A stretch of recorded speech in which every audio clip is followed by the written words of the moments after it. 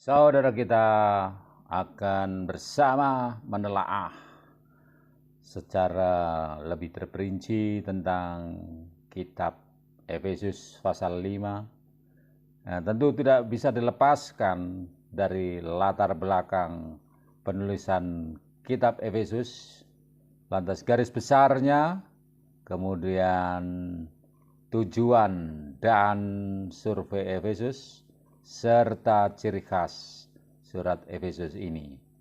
Di sini adalah surat yang dikirimkan Rasul Paulus kepada jemaat Efesus.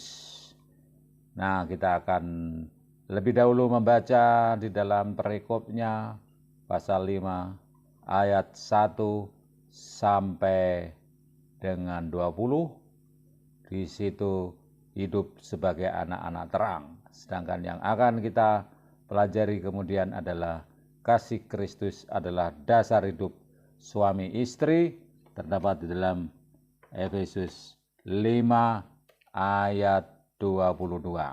Yang kita akan mendalam tentang Efesus 5 ayat 22 sampai 33 sebagai bahasan kita kali ini. Kasih Kristus adalah dasar hidup suami istri, namun ini tidak bisa dilepaskan dari perikop sebelumnya, yaitu hidup sebagai anak-anak terang. Surat Efesus ini merupakan salah satu puncak pernyataan yang berdasar Alkitab dan menempati kedudukan yang sangat spesial di antara surat-surat Rasul Paulus. Surat Efesus tidak ditulis sebagai suatu jawaban pernyataan-pernyataan kontroversi doktrin atau pernyataan-pernyataan penggembalaan atau pastoral seperti surat-surat yang lain. Tetapi surat Efesus memberi kesan dan adanya luapan pernyataan yang melimpah. Ini sebagai hasil kehidupan doa pribadi Paulus. Nah, siapa yang rajin berdoa tentu akan memiliki satu pengalaman empiris yang serupa dengan hari ini. Hasil dari berdoa akan ada suatu pernyataan yang melimpah dengan kekayaan dari doa. Nah, Rasul Paulus ini menulis surat ini ketika dipenjara oleh karena mengabarkan Injil Yesus Kristus. Kemudian ditulis di Roma. Banyaknya persamaan di antara surat ini dengan surat yang ditujukan pada jemaat Kolose. Mengapa demikian? Karena kemungkinan surat Efesus ini ditulis tidak lama sesudah Paulus menulis surat kepada jemaat Kolose. Nah, surat Efesus dan Kolose ini kemungkinan dibawa serentak ke tujuannya oleh kawan sekerja Rasul Paulus, yaitu Titikus.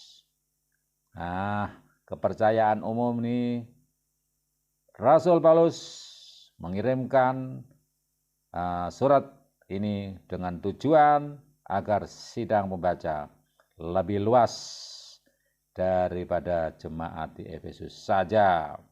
Surat itu dapat dibaca oleh orang banyak karena tertulis. Dan ini semacam surat edaran terbuka untuk gereja-gereja di seluruh provinsi Asia. Nah, Asia Kecil, jemaat di Asia Kecil pada mulanya mungkin setiap jemaat di Asia Kecil menyisipkan namanya sendiri. Ini sebagai bukti adanya kesinambungan atau hubungan amanat yang mendalam bagi semua gereja Yesus Kristus yang asli yang orisinal, yang sejati, yang benar. Orang-orang mengira surat Efesus ini surat kepada jemaat Laodikia yang disebut Paulus dalam Kolose 4 ayat 16. Nah, garis besarnya dari surat Rasul Paulus kepada jemaat Efesus ini ada salam Kristen dari pasal 1, ajaran yang penuh kuasa penebusan orang percaya, keutamaan Kristus dalam penebusan, keutamaan dalam rencana Bapa, partisipasi orang percaya, penerapan Roh Kudus.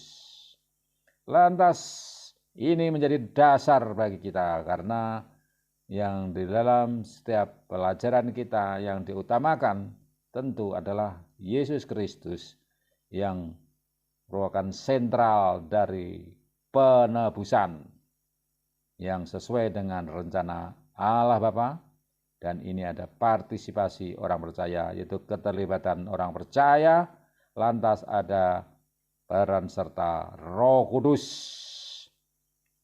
Lantas hasil-hasil dari penebusan rencana keselamatan oleh Yesus Kristus itu membebaskan kita dari dosa, memperdamaikan kita dengan orang lain yang sedang diselamatkan, mempersatukan kita dalam Yesus Kristus di dalam rumah tangga, menyatakan hidup Allah melalui gereja.